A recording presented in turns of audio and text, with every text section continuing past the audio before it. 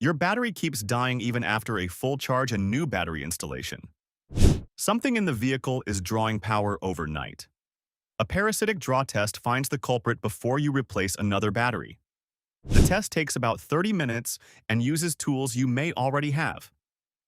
Here are 7 steps for performing the best parasitic draw test on any vehicle. Understand what a parasitic draw is. Every modern vehicle uses a small amount of battery power when off. Its job is to keep modules like the radio memory and alarm system running.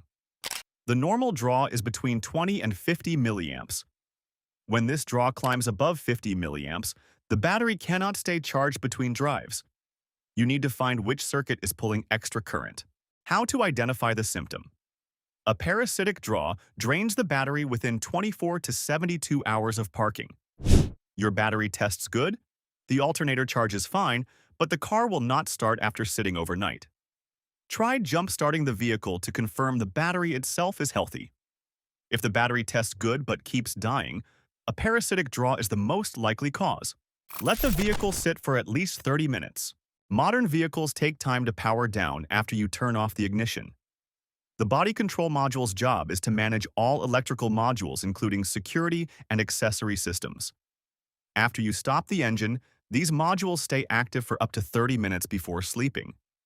Testing too early gives a false high reading because some systems are still running their normal shutdown routine. How to wait properly. Park the vehicle, turn off all accessories, and remove the key. Close all doors and the hood. Lock the vehicle if it has an alarm system. Wait at least 30 minutes before starting any test.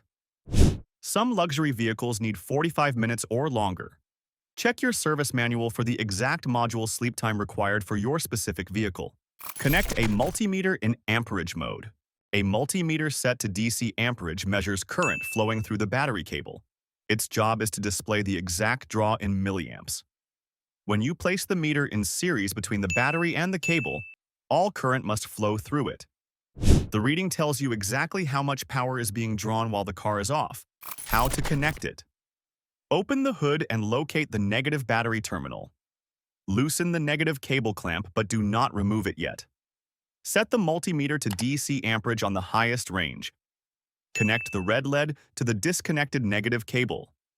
Connect the black lead to the negative battery terminal. Slowly loosen the original connection. The meter now reads the parasitic draw. Pull fuses one at a time. A parasitic draw flows through one specific fuse. Its job is to power a circuit that should not be active when the car is off. When you pull a fuse, the corresponding circuit loses power. Watching the meter drop when you pull a specific fuse identifies which circuit is responsible. This method narrows down the problem from the entire vehicle to a single circuit. How to do it. Locate the fuse box and use the diagram to identify each fuse. Pull one fuse at a time and watch the multimeter.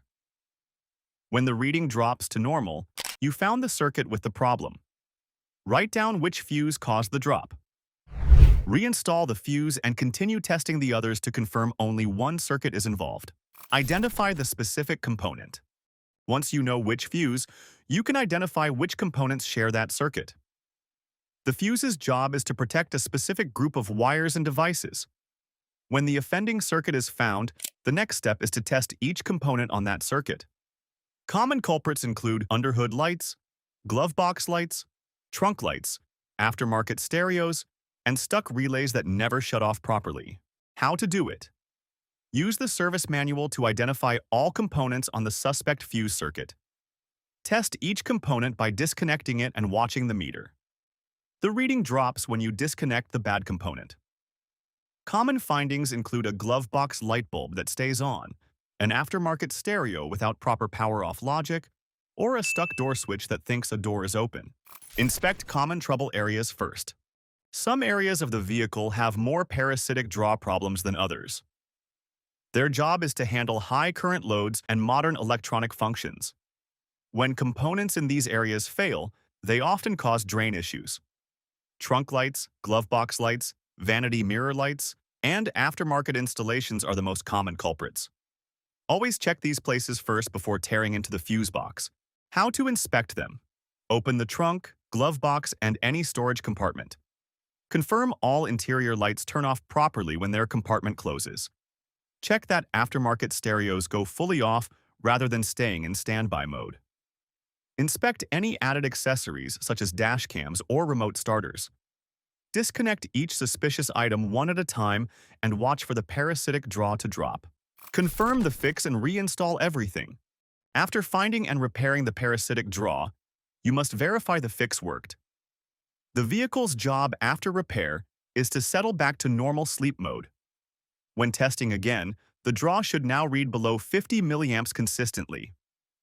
Skipping verification leaves you guessing whether the repair was complete. A second test confirms the result and prevents the battery from dying again. How to confirm it? Reconnect all fuses, components, and the battery cable. Let the vehicle sit again for 30 minutes. Repeat the parasitic draw test using the same procedure. Confirm the reading is now below 50 milliamps. Drive the vehicle normally for a few days and verify the battery stays charged. A successful repair shows in a battery that holds charge for weeks instead of dying overnight.